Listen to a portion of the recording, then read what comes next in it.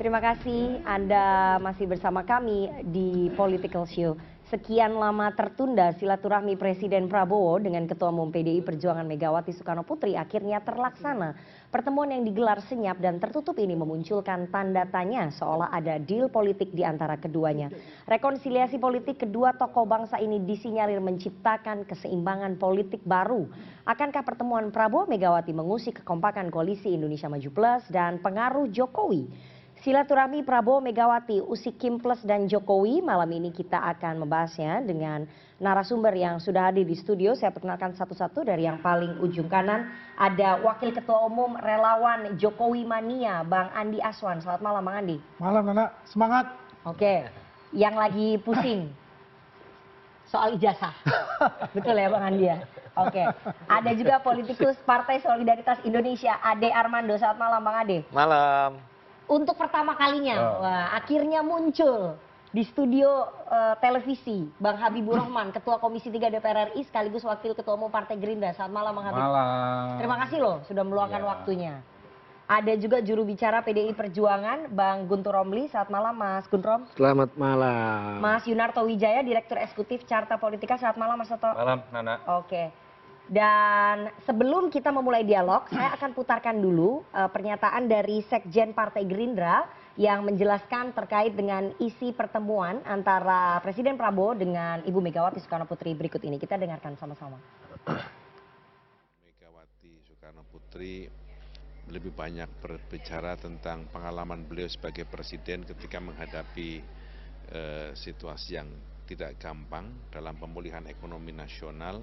Karena Pak Prabowo juga bicara tentang berbagai macam problem dan tantangan global yang sekarang ini mengemuka, utamanya akibat dari kebijakan Presiden Donald Trump berkaitan dengan pengenaan tarif yang digunakan untuk produk-produk Indonesia terhadap ekspor di Amerika dan banyak negara-negara yang juga terkena. Ibu Mega menyampaikan pengalamannya melakukan pemulihan ekonomi nasional yang ketika itu juga tidak gampang, dan Pak Prabowo sangat memperhatikan berbagai pandangan pengalaman yang pernah dilakukan oleh Ibu Mega dalam melakukan pemulihan ekonomi nasional. Gitu juga. Oke, itu tadi pernyataan dari Sekjen Partai Gerindra Pak Ahmad Muzani terkait dengan bocoran pertemuan antara Ibu Megawati dengan Pak Prabowo, dengan Presiden Prabowo ya. Saya mau ke Bang Habib terlebih dahulu. Bang Habib, pertemuan Ibu Megawati Soekarno Putri selaku Ketua Umum PDI Perjuangan dengan Presiden Prabowo Subianto akhirnya terjadi, terwujud setelah sekian lama tertunda. Pertanyaan saya, seberapa penting pertemuan antara kedua tokoh ini di tengah situasi geopolitik dan juga ekonomi, Bang Habib? Ya, yang jelas ya, pertemuan ini adalah mungkin satu-satunya event politik ya, peristiwa politik yang membuat kita semua kompak. Ya tahu ya, bahkan mungkin sejak 2014, 2019 itu rata-rata di setiap isu kita terbelah bagi bangsa. Sebagus-bagus apa menurut A pasti menurut B jelek. Tapi untuk pertemuan dua tokoh ini, saya amati ya, saya lihat kita semua kompak mengatakan ini adalah pertemuan yang sangat amat bagus bagi bangsa. Ya, saya sendiri kalau Mbak Nana cek ya pernyataan saya sejak pelantikan Pak Prabowo, bahkan sejak Februari 14 ya dinyatakan menang. Ketika ditanya soal pertemuan Pak Prabowo Ibu Mega, saya selalu konsisten mengatakan sangat mungkin terjadi. Karena ini kedua tokoh bangsa yang sama-sama bisa mengabaikan ego, kepentingan politik masing-masing demi kepentingan bangsa dan negara. Karena pastilah ya motif mereka itu beyond the political issues ya, melampaui isu-isu politik, melampaui hitung-hitungan politik, melampaui matematika politik ya. Terlebih Mbak Nana, memang situasi global saat ini nggak baik-baik saja ya. Semua bangsa menghadapi krisis yang cukup besar saat ini. Dan seperti bangsa-bangsa besar lainnya, praktek ya, best practices ya. Pak Prabowo mempraktekkan ketika ada dalam situasi seperti itu, beliau perlu mendengar ya setiap elemen bangsa ini, termasuk orang yang di luar pemerintahan. Ya. Makanya beliau perlu mendengar apa yang menjadi pendapat Ibu Megawati terhadap situasi terkini. Apalagi Ibu Megawati juga pernah menjabat sebagai presiden, punya pengalaman memimpin negara ini. Jadi ya tentu akan sangat dan sudah terbukti sangat baik buat bangsa ini. Ketika kedua tokoh tersebut bertemu, nah, soal agendanya apa yang dibicarakan, menurut saya pastilah hal yang amat penting. Kenapa ya? Kalau pertemuan politisi level biasa, biasanya itu kan hanya festivalisasi, foto-foto, ya kan?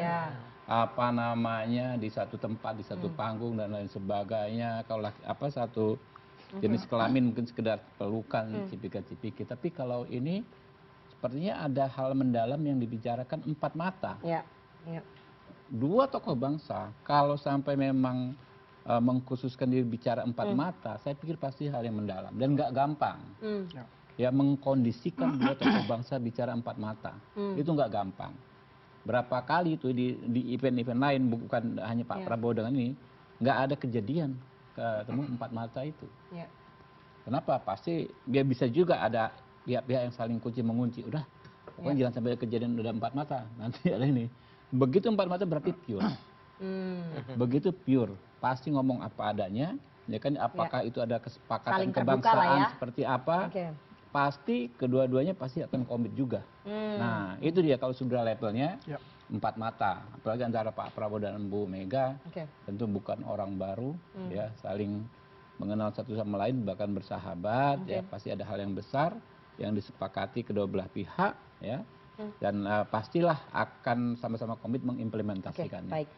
Tadi Bang Habib mengatakan bahwa ini pasti pertemuannya yang dibicarakan sangat mendalam dan pure begitu ya kalau kata Bang Habib.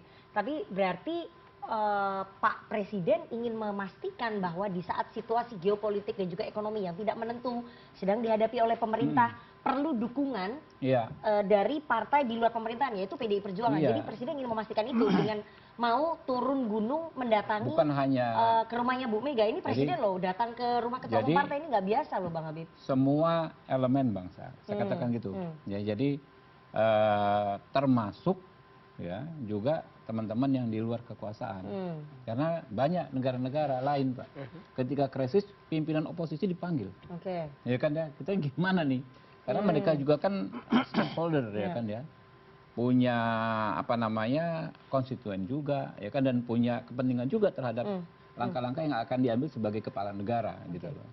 Baik. Jadi kalau di luar sana ada yang mengartikan begini Bang Habib, bahwa Presiden ingin memastikan, aduh kita lagi kesusahan nih menghadapi situasi geopolitik dan juga ekonomi, PDI Perjuangan jangan kritik-kritik dulu lah, ayo kita sama-sama bersatu gitu menghadapi krisis ini. Kira-kira begitu nggak Bang Habib? Kalau soal kritikan, ya bahkan kita memerlukan kritikan dari internal Partai Gerindra, gitu kan? Dari teman-teman sendiri, dari internal koalisi, namanya kritikan. Kan kita cari solusi. Solusi itu kan bisa saja dikemas dalam bentuk kritikan. Tapi yang paling penting adalah kita punya kesadaran bahwa kita punya common problem, punya masalah yang sama di luar untung dan rugi politik kelompok masing-masing. Itu yang paling penting. Dan itu saya pikir Ibu Mega sudah hatam kalau soal seperti itu gitu loh. Pak Prabowo juga sudah sangat paham. Jadi kesamaan pandangan itu yang ingin dibangun oleh Presiden ya ketika kurang melakukan pertemuan gitu ya. Saya akan putarkan respon dari Ketua DPP PDI Perjuangan Mbak Puan Maharani pasca pertemuan Ibu Mega dengan Pak Prabowo berikut ini. Yang dibicarakan tentu saja hal-hal yang terkait bagaimana sama-sama bersinergi dalam membangun bangsa dan negara, dan kemudian juga bagaimana kemudian PDI akan bersama-sama bersinergi untuk membantu bersinergi dalam menjalankan tugas-tugas Presiden ke depan bersama dengan Pak Prabowo.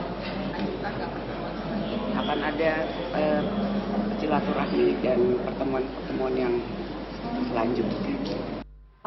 Mas Gunrom, PDI Perjuangan akan bersinergi membantu tugas Presiden, ini maksudnya gimana nih? Ya, sebenarnya apa yang disampaikan Mbak Puan itu juga sudah sering disampaikan oleh Ibu Megawati Soekarno Putri, bahwa PDI Perjuangan juga siap untuk membantu Presiden Prabowo meskipun dalam posisi berada di luar pemerintahan. Contohnya seperti Dan, apa? ya misalnya di dalam parlemen ada program-program yang harus kita bekerja sama atau melakukan koreksi atau dukungan, itu kan kita lakukan di parlemen misalnya. Dan juga apa yang disampaikan Mbak Puan juga, ya itu sikap yang dari PDI Perjuangan selama ini lakukan, bahwa kami tidak menyatakan sebagai oposisi dalam arti ya vis a vis atau melakukan perlawanan secara ekstrim, tapi ya kami berada di luar pemerintahan sebagai upaya untuk menjaga check and balances, ya pengawasan, karena seperti tadi dipetakan, kalau semuanya itu masuk di koalisi, terus siapa yang melakukan pengawasan? Dan itu bagi kami juga tugas yang mulia juga gitu ya. Dan membantu juga tidak dalam arti harus berada di dalam bersama-sama. Membantu ya dari luar juga bisa ikut membantu. Ya. Yang penting kita sampaikan bahwa apa yang menjadi program-program yang pro kepada rakyat, yang berpihak kepada masyarakat, ya, itu ya PDI Perjuangan siap membantu, dan itu menurut saya apa yang disampaikan oleh Mbak Puan. Membantu tugas Presiden artinya ya setelah pertemuan antara Bu Mega dengan Pak Prabowo, PDI Perjuangan akan mengurangi lah ya kritik-kritik terhadap pemerintahan, apalagi sekarang pemerintahan lagi mengalami situasi geopolitik dan juga ekonomi. Itu maksudnya yang dimaksud Mbak Puan begitu, Mas? Saya kira kritik yang juga disampaikan selama ini kan masih dalam arti yang proporsional, ya. Dalam misalnya pembahasan undang-undang, ya. Kemarin misalnya soal rancangan undang-undang TNI, ya bagaimana juga PDI Perjuangan memberikan masukan-masukan, ya, kritik-kritik misalnya lebih kepada kinerja kementerian. Ya. Kalau Anda melihat kan nggak ada kritik langsung ke presiden, kan nggak ada di PDI Perjuangan. Jadi yang dikritik adalah para pembantunya ya, memang misalnya ya. ketika tidak bisa mengimbangi kecepatan atau keinginan kerja presiden. Nah, karena kan memang levelnya pada taraf itu. Kemudian juga seperti disampaikan tadi di parlemen, jadi. Tapi jangan dibawa tafsir bahwa ini akan menjadi deal-deal mau masuk pemerintahan, jangan ke situ, Nana. Karena ini kan pertemuan dua tokoh pemimpin, dua leader, bukan dua dealer. Ya, kalau kita bicara deal-deal politik, itu kerjaan dealer itu kan. Tapi ini kan kita ini tokoh yang benar-benar pemimpin, leader yang punya prinsip masing-masing. Punya prinsip ya satu di pemerintahan, satu mau di luar pemerintahan. Dan dua-duanya sama-sama menghormati dan sama-sama prinsip menghormati prinsip itu. Itulah. Tapi apakah kemudian ada kesamaan pandangan bahwa saat ini pemerintah sedang menghadapi situasi geopolitik dan juga ekonomi yang tidak menentu, sehingga masing-masing pihak harus menahan diri. PDI Perjuangan yang tidak ada di dalam pemerintahan menahan diri begitu, untuk tidak mengoreksi dulu terlalu banyak. Kalau kita mencermati pidato Ibu Ketua Umum pada ulang tahun PDI Perjuangan tanggal 10 Januari kemarin, kemudian pada launching bukunya Bang Todung atau sebelumnya, pernyataan-pernyataan Bang siap membantu. Pemerintahan apa yang menjadi keprihatinan, yang menjadi kesulitan bersama siap membantu. Ya tapi ya posisinya tetap berada di luar pemerintahan. Jadi kalau bagi kami ya itu yang selama ini menjadi garis, apalagi ini juga sudah ada di rekomendasi Rakernas kelima PDI Perjuangan bulan tahun lalu. Jadi bantu-membantu bersinergi ya dalam konteks seperti tadi. Atau mungkin karena tadi salah satunya survei Litbang Kompas menunjukkan ternyata citra positif yang didapatkan oleh PDI selama berbulan-bulan berada di luar pemerintahannya Pak Prabowo tidak begitu bagus gitu dibandingkan dengan partai-partai koalisi di Indonesia Maju Plus pendukungnya Pak Prabowo. Mau protes sebenarnya. Data yang Anda tunjukkan kan bulan Januari, tanggal 4 sampai tanggal 10 Januari. Itu adalah survei terakhir yang kita dapat. Sekarang kan bulan April gitu. Nanti kalau ada lembaga survei lain yang merilis nanti kita tunjukkan. Tujuannya apa? Anda menunjukkan hal itu bahwa ketika Ibu Megawati yang memiliki prinsip, memiliki semacam pegangan, ya nggak akan melihat survei itu di mana, tapi apa yang menurut beliau itu benar berpihak kepada masyarakat. Ya, kalaupun juga surveinya ya seperti itu, ya kami tidak akan tumbang. Kalau surveinya bagus kami tidak akan atau terbang. PDI Perjuangan akan mengambil sikap lebih banyak tarik ulur nih. Nggak ada dalam istilah tarik ulur itu, menurut kami nggak ada. Ya, dalam posisi kami sekarang masih jelas di luar pemerintahan, dan kami selalu bilang kami tetap membuka untuk membantu apa yang menjadi program-program masih di luar pemerintahan, tapi dengan datangnya Pak Prabowo sebagai presiden datang ke rumah Ketua Umum Bu Mega gitu, apakah itu kemudian tidak membuat lunak? Ya, kalau saya sendiri kan tidak tahu ya. Untuk mau bergabung, apalagi kita dapat bocoran dalam pertemuan itu Pak Prabowo masih tetap menawarkan kalau PD Perjuangan mau bergabung. Nggak mungkin itu bocor, karena itu pertemuan dua orang empat mata. Saya sendiri pun nggak tahu secara pasti apa yang dibicarakan. Karena juga pertemuan personal, ya, private, makanya tertutup, tidak ada media, tidak ada yang ikut dalam pertemuan itu. Kami melihat ini kan silaturahmi Lebaran, bahkan dua tokoh yang selama ini juga selalu dinantikan untuk bertemu. Nah, karena kita juga tidak tahu apa yang dibicarakan secara pasti, ya mungkin bisa memahami yang disampaikan oleh Bang Habib tadi, bahwa dampak dari pertemuan itu kan positif. Tidak ada misalnya yang negatif mengomentari pertemuan tersebut. Gitu kan. Kemudian juga mengademkan suasana politik dan juga disampaikan. Berarti sebelumnya panas, Anda mau bilang begitu? Ya, ketika ditafsirkan macam-macam, Pak Prabowo dengan Ibu Megawati nggak ketemu, nanti ada ini, ada itu kan selama ini kan banyak spekulasi semacam itu. Ya, akhirnya ketika ketemu bisa mengademkan suasana, bisa. Tapi ya itu lagi, tiba-tiba dimunculkan ada soal deal, soal ini dan sebagainya. Kami mengatakan tidak, ya. Kami juga pertemuan itu direncanakan sudah lama, tinggal mencari momen, ya tinggal mencari jadwal yang pas, barulah ketemu. Tapi jangan sampai terlalu banyak lah tudingan-tudingan kepada PDI Perjuangan. Kalau dulu sebelum pelantikan kalau ketemu nanti dianggap mau minta jatah kabinet. Setelahnya bulan ini, wah ini mau pilkada. Oh ini ada kasusnya Sekjen PDI Perjuangan. Jadi setelah ini mau reshuffle. Nah, reshuffle dan sebagainya. Janganlah, bahwa ini pertemuan dua leader, bukan dua dealer. Yang nuduh gitu ada ya? Ya ada banyak sekali. Ini harus dikorek lagi tuh, Nana. Oke, saya mau tanya ya ke saya dulu, saya pikir Nana enggak, dulu. ke Mas Toto dulu. Mas Toto, Anda melihat bagaimana nih pertemuan Ibu Mega dengan Pak Prabowo ya? Karena itu mendadak sekali, wartawan aja kaget malam-malam begitu ya, di hari terakhir sebelum arus balik bahkan. Itu pertemuannya berarti tanggal 7 begitu ya. Tanggal 7 April. Itu kan orang-orang lagi pada arus balik lebaran begitu ya. Terus kemudian pertemuan itu senyap, kemudian tertutup, intim sekali ya. Hanya berdua selama 1,5 jam. Tadi kalau kata Bang Habib, ini pasti pertemuannya yang dibicarakan mendalam, pure, saling terbuka. Anda meyakini bahwa sama sekali tidak ada penawaran-penawaran politik? Begini Nana, kalau jawaban dari saya, jawaban normatifnya ya, pasti akan sama dengan semua teman-teman di sini. Ini rekonsiliasi, menyejukkan, melenturkan urat syaraf yang tegang dari politik nasional kita pasca pemilu. Tapi ada poin yang lebih penting menurut saya di situ. Pertama, sebenarnya pertanyaannya malah aneh kalau Ibu Mega tidak bertemu dengan Pak Prabowo. Sepak terjang beliau dalam konteks sejarah, latar belakang, kedekatan dalam positioning politik bahkan pernah berpasangan. Dan katakanlah kita mencoba melihat dari peristiwa konflik atau peristiwa konflik politik yang terjadi selama beberapa tahun terakhir, tidak pernah terjadi antara Ibu Mega dengan Pak Prabowo. Terjadi antara Ibu Mega dengan Pak Jokowi. Kita buka saja di situ.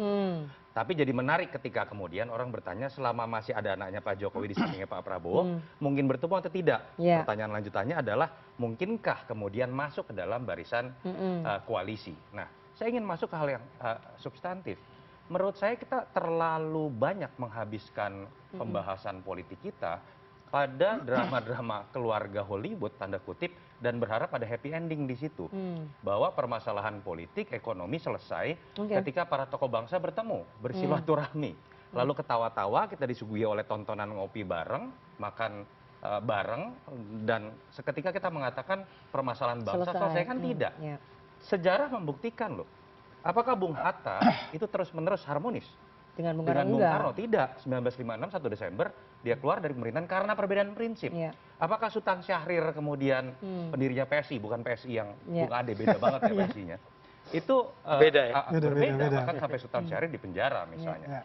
Bahkan ketika kita bicara politik modern, kita tahu sekali ada sejarah yang diakui oleh almarhum Habibie, bahwa dia tidak bisa bertemu dengan Pak Harto pasca 21 Mei 98. Apakah masyarakat baik-baik saja? Masyarakat memiliki konstelasinya tersendiri. Jadi kita jangan melihat kemudian problem mendasar masyarakat itu akan ditentukan oleh Jokowi, Megawati, Prabowo, apalagi berhenti pada level pertemuan. Kenapa? Demokrasi itu menghargai perbedaan, itu esensi utamanya. Termasuk perbedaan dalam sikap dan posisi politik. Poin saya adalah, jangan sampai pertemuan-pertemuan ini langsung kita artikan bahwa kemudian partai yang sudah didatangi oleh presiden, lalu kemudian harus masuk. Dengan alasan atas nama perang dagang yang dilakukan oleh Trump, sehingga kritik tidak boleh ada lagi. Logikanya kebalik. Kegilaan atau kontroversi yang dilakukan oleh Trump itu masih bisa terjaga karena Kongresnya masih bekerja. Republikan bahkan bisa mengkritik, apalagi Demokrat. Nah ini yang menurut saya harusnya, saya berharap ya, Nana minggu depan bicara mengenai efek dari perang dagang. Lalu hal-hal lain yang sifatnya substantif dibanding berbicara membaca isi hati Pak Prabowo, Ibu Mega, Pak Jokowi. Makanya saya, mohon maaf ya, saya tidak terlalu setuju contoh-contoh simbolik yang misalnya pendirian partai didasarkan atas satu tokoh seperti PSI dengan Jokowi, atau pendirian ormas atas nama tokoh. Saya nggak tahu nih ini Jokowi atau Prabowo mania juga, itu saja saya masih bingung sekarang gitu ya. Itu yang menurut saya harus ditekankan. Oke, kita akan melihat beberapa kosmetik yang akan melenturkan panasnya hati kita, ketidaktahuan netizen masyarakat terhadap apa yang terjadi di atas. Tapi penuhilah dialog terhadap hal-hal yang lebih substantif dibandingkan sekedar pertemuan-pertemuan antar tokoh tersebut. Oke, pertanyaan saya tadi belum Anda jawab. Dalam pertemuan intimate selama 1 jam setengah itu masa nggak ada penawaran politik sih? Nggak ada curhat-curhat politik, yang kita dengar ada curhat-curhat politik soalnya. Itu mencoba membaca isi hatinya Pak Prabowo dengan Ibu Mega ya. Karena kalau kita lihat statement dari Pak Muzani, dari Bang Dasko, itu bahkan mengakui bahwa mereka tidak diikut sertakan. Karena ini pertemuan yang betul-betul sifatnya 4 mata. Tapi kalau ingin berspekulasi pun, Bang Muzani sudah mengeluarkan keyword menurut saya. Tetap di luar pemerintahan.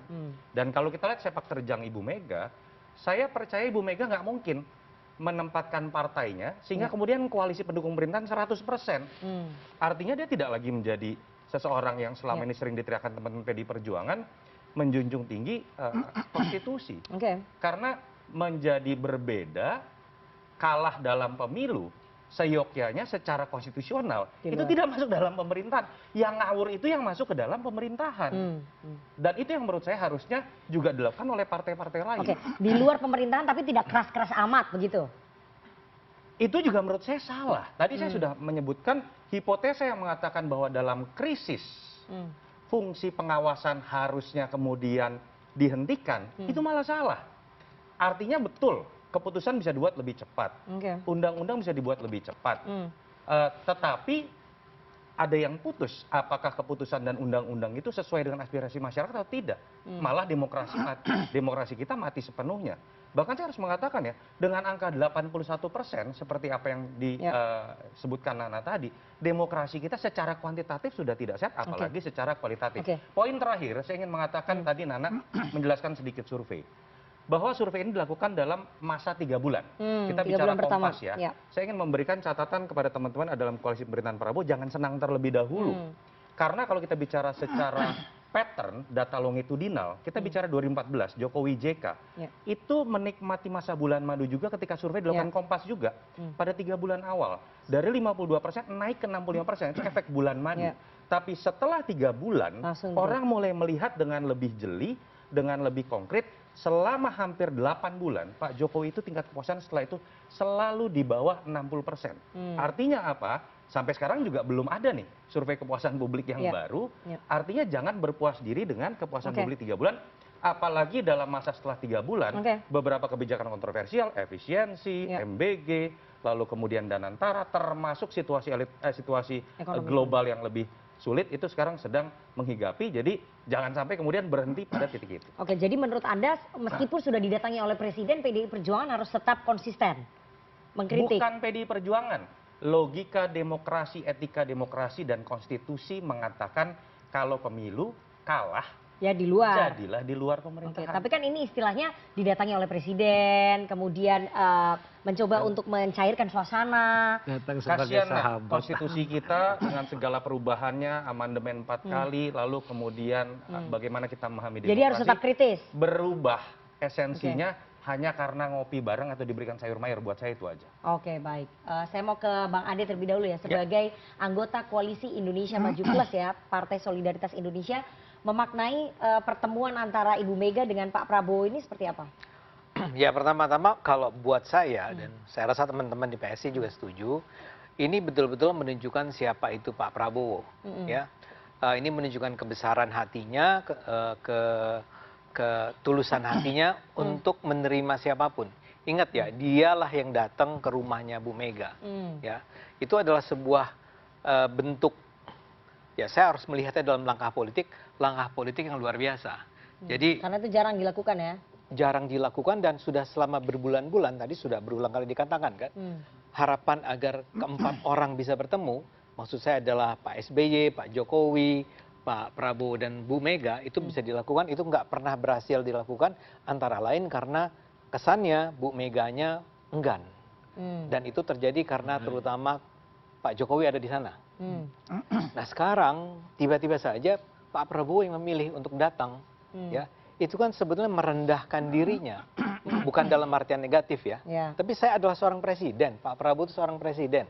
Dia merasa perlu datang kepada seorang mantan presiden dari sebuah partai yang tadi seperti Anda sampaikan dari hasil pollingnya Kompas, itu angkanya rendah sekali dibandingkan partai-partai yang lain. Tapi itu 3 bulan pertama. Ya, nggak Kan penting. kita belum tahu Nggak surveinya. penting. Data terakhirnya adalah 30-an%. Yang saya ingin katakan bukan angka itu. nggak ada di situ. Yang ingin Itu parlemen. Ya. yang ingin saya katakan adalah bahwa dia itu dengan rendah hati datang ke rumah Bu Mega. Dan bagi kami di PSI ini adalah sesuatu yang memang mengingatkan kita pada apa yang terjadi pada tahun 2023 dulu. Ketika itu Pak Prabowo datang ke kantor PSI. PSI itu waktu itu belum menjadi partainya Mas Kaisang ya. Dan Mas Gibran belum menjadi calon wakil presidennya Pak Prabowo. Tapi beliau datang. Ya. Beliau datang kepada sebuah partai kecil yang nggak bisa suaranya melewati parliamentary threshold untuk menunjukkan kita bersahabat. Yang dulu pernah mengatakan Prabowo pembohong lagi. Persis. Itu menurut saya luar biasa. Dia datang ke sebuah partai yang sebelumnya mengatakan dan memberikan hadiah lah, anugerah gitu ya, presiden pembohong. Sekarang Dan- udah enggak ya, Bang Ade? Udah enggak lah. Oke. Ya. Dan dia kepada saya misalnya, saya adalah seorang pengecam Pak Prabowo yang luar biasa waktu itu ya. Saya bahkan buat sebuah video yang mengatakan kenapa kita sebaiknya tidak memilih. Baik. Sebentar, ini belum selesai penjelasan saya.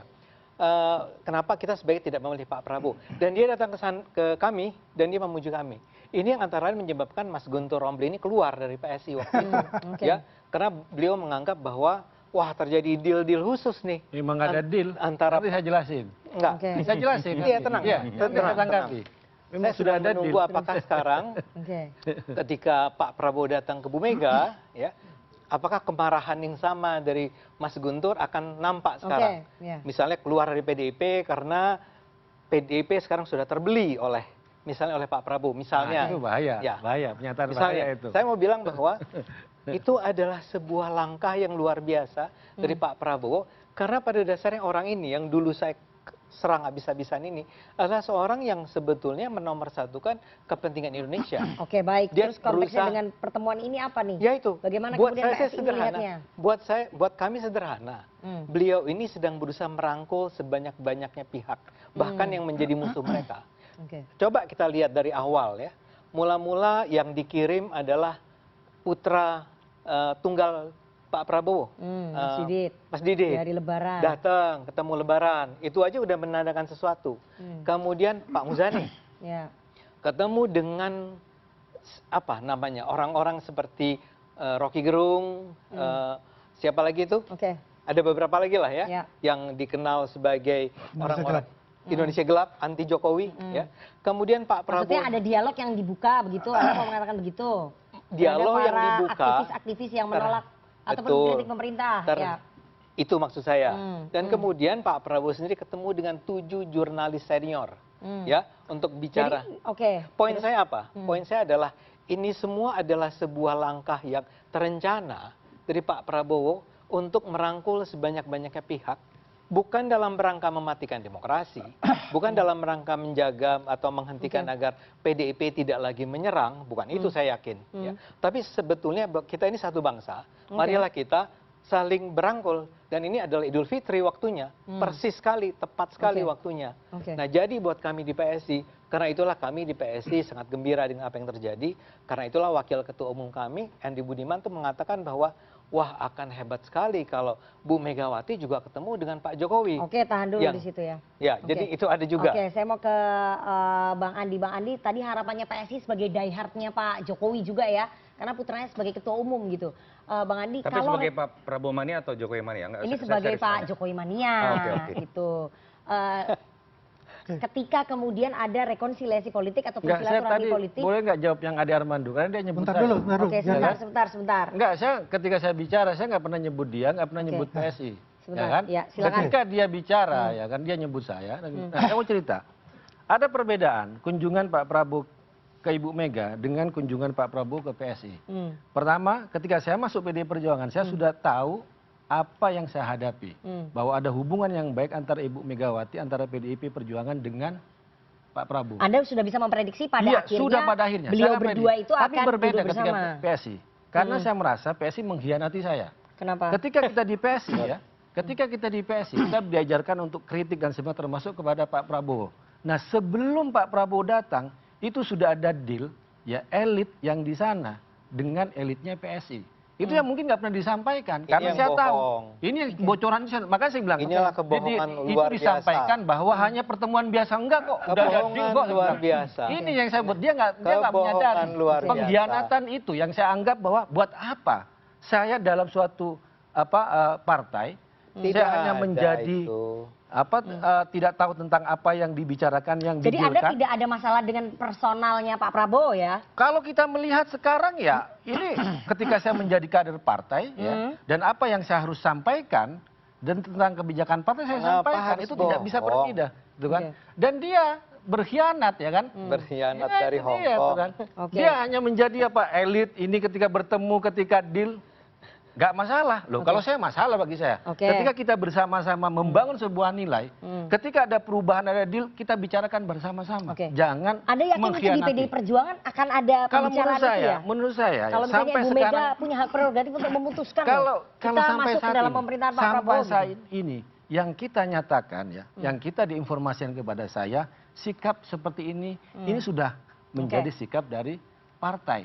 Jadi nggak Belum ada main, perubahan. nggak main belakang, nggak berkhianat seperti PSI. Lewat Itu yang belakang terjadi. dari mana? Dia datang ke kantor PSI bersama satu rombongan, semua orang Gerindra. Saya lupa, Anda ikut nggak waktu itu? Ada. Ikut ke situ. Pak Jadi Ade ditanya, mana Ade Armando? persis ceritanya Yang suka seperti kritik itu. saya, gitu. Yang Ya yang karena sering sebelumnya mengkritik sudah saya. ada deal bukan di Indonesia, di Singapura itu sudah Oke, ada. antara Nggak siapa? ada Pak bulan Jeffrey di Giovanni. Singapura. Saya itu mendengar Inilah. informasi itu dari keluarga dan saya Inilah. harus katakan ketika Anda membuka Oke. itu saya sampaikan gitu. loh. Keluarga apa? Oke, ini udah lewat nih, udah Ini masa malah lalu ya. cerita udah mengarang bebas. selesai Saya harus pilpresnya. sampaikan. Mengarang Udah bebas. udah Ya, bukan selesai mengarang, buktinya pilpresnya, gitu. udah kepilih presidennya. Waktu itu saya ketika keluar saya kan protes. Dia bilang hanya bertemu kok, nggak ada deal. Butuh waktu Loh, saya loh. tahu kok. Butuh waktu ternyata, sebelum akhirnya ternyata setelah itu PSI terbukti bersatu bahwa dengan bergabung. Gerindra. Baik. PSI di survei aja nggak ada Berkhianat loh, gitu jangan loh. kita habis waktu di Iya, situ. makanya Mas saya mau ke Bang Andi dulu. Bang Enggak, Andi, saya harus klarifikasi. Dia ngomong, saya nggak ngomong dia Oke. gitu loh. Sebagai Saya wakil ketua umum ternyatakan relawan gitu Jokowi loh. Mania ya, kalau ada rekonsiliasi politik, silaturahmi politik antara Pak Prabowo, antara Presiden Prabowo dengan Ibu Mega, apakah kemudian dari relawan Joman ini berharap, oh ada juga dong rekonsiliasi politik antara Ibu Mega dengan Pak Jokowi, seperti yang tadi disampaikan oleh Bang Ade. Terima kasih Bu Nana. Sebetulnya sebelum itu masuk ke situ, saya ingin melihat itu pertemuan 1,5 jam, 1 dan 5. Ibu Mega itu presiden kelima. Satu itu setelah dilantik baru pertama ketemu pada tanggal 7 April. Oke, Anda cocok loginya kayak presiden ya? Jadi gitu ya. 5 dikurang 1, 4. Jadi April. Artinya semesta alam ini mendukung pertemuan antara Pak Prabowo Oke, dan Ibu Megawati. sangat cocok logi itu ya? Ya kan? Oke. Ya artinya begini. Artinya kita sebagai Boleh juga. pendukung Jokowi. Boleh. Ya kan, sebagai pendukung Jokowi itu saya bisa katakan kita sujud syukur untuk itu. Kenapa? Artinya semua pemimpin ya ini sudah bertemu. Yang tokoh sentralnya adalah Pak Prabowo. Pak Prabowo kan baik untuk semuanya. Dengan SBY, dengan Jokowi, dengan Ibu Mega. Artinya ada harapan di situ bahwasanya nanti 3 pemimpin ini bisa akan duduk dalam satu tempat. Betul. Dalam satu round table. Makanya saya selalu mengatakan mesti ada kayak Presiden Round Table Club lah. Ada pertemuan Nanti saya secara... jawab Nana. Ya, Oke.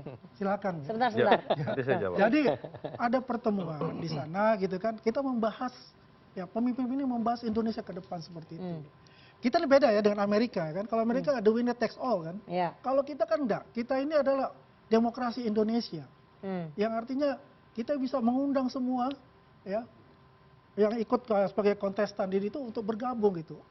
Tapi saya sangat setuju dengan apa yang dikatakan Mas Guntur, bahwasanya itu sebagai mitra strategis dan juga mitra kritis, memang harus ada check and balance gitu. Ya kalau kita lihat. Jadi relawan zaman pengennya PDI tetap di luar aja. Itu terserah oleh Presiden. Kita memberikan suatu gambaran yang saya setuju dengan Gus Romli mengatakan bahwasanya itu ada check and balances itu. Tadi Bang Habib udah mengatakan kalau di parlemen itu sangat kuat sekali ya. Walaupun di sini katakan 81%. Iya, tapi kemarin kita bisa melihat di revisi Undang-Undang TNI ketua panjanya. Revisi Undang-Undang TNI bukan hanya itu loh, ada lagi kan revisi Undang-Undang yang lain ya Bang Habib ya. Enggak, artinya dari relawan Jokowi Mania berharap ada pertemuan antara Bu Mega dengan Pak Jokowi. Iya, kita berharap bahwa itu akan terjadi ya. Artinya begini ya. Tapi Anda tahu itu akan sulit kan? Tidak ada yang sulit kalau Allah mengatakan kun fayakun. Ya. Itu yang kita. Ini kalau Pak Prabowo mau datang ke tempatnya Bu Mega, Pak Jokowi nggak mau datang? Oh, bukan nggak mau datang. Kalau datang dia pasti. Ya. Dan bagaimanapun juga karena Ibu Mega itu adalah guru politik beliau. Bu Mega adalah panutanlah beliau selama ini. Terlepas dari unsur-unsur politik yang terjadi di masa lalu, biarlah itu masa lalu. Kan kita menatap ke depan. Kan musuh kita ini bukan dari dalam, musuh kita ini di luar ini gitu loh.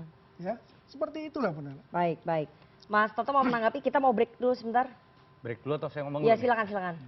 Presiden Club itu sama. Itu saya lebih percaya dengan Bung Dhanil karena dia jubirnya Pak Prabowo yang menjelaskan bahwa Pak Prabowo itu berkaca dari Amerika Serikat sebagai negara yang sudah lebih matang demokrasinya. Ayo kita bedah, ada bukunya President's Club by Nancy Gibbs dan Michael Duffy. Jadi jangan kira-kira gitu ya. Bahwa President's Club di Amerika Serikat pun, presiden yang masih berkuasa, apalagi masih bisa maju kembali, itu tidak tergabung di dalamnya. Karena ada kepentingan politik. Yang kedua, apakah kemudian President's Club itu berisikan pertemuan secara rutin? Tidak juga, tapi pada momen-momen kritis, seringkali mereka bertemu, walaupun berbeda partai. Clinton membantu Bush Junior, misalnya keliling dari negara-negara yang kena tsunami. Tapi apakah tidak terjadi misalnya Trump menolak presiden sebelumnya? Terjadi. Apakah Obama tidak menolak Carter? Sesama Demokrat. Terjadi karena dianggap bisa mengganggu, mengintervensi. Dan itu hal yang biasa-biasa saja. Kembali lagi, saya nggak setuju dengan pandangan Bung Andi. Permasalahan bangsa ini seakan-akan selesai dengan seringnya pertemuan antar presiden. Itu yang tadi sudah dijelaskan. Dalam sejarah perbedaan prinsip antara Bung Hatta dan Bung Karno adalah kekayaan. Perbedaan prinsip antara Sultan Syahrir dengan Bung Karno adalah kekayaan. Kita bisa mendapatkan pendidikan politik di dalamnya. Jadi kalau ada pertanyaan misalnya Ibu Mega ngambek nggak mau ketemu dengan Jokowi, kita jangan lihat dari siapa yang ngambek, siapa yang memulai.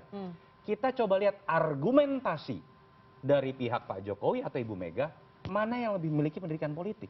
Kalau bisa dibuktikan karena mengkhianati demokrasi, berarti itu luar biasa. Tapi kalau ternyata karena sekedar kalah, itu hal yang luar binasa.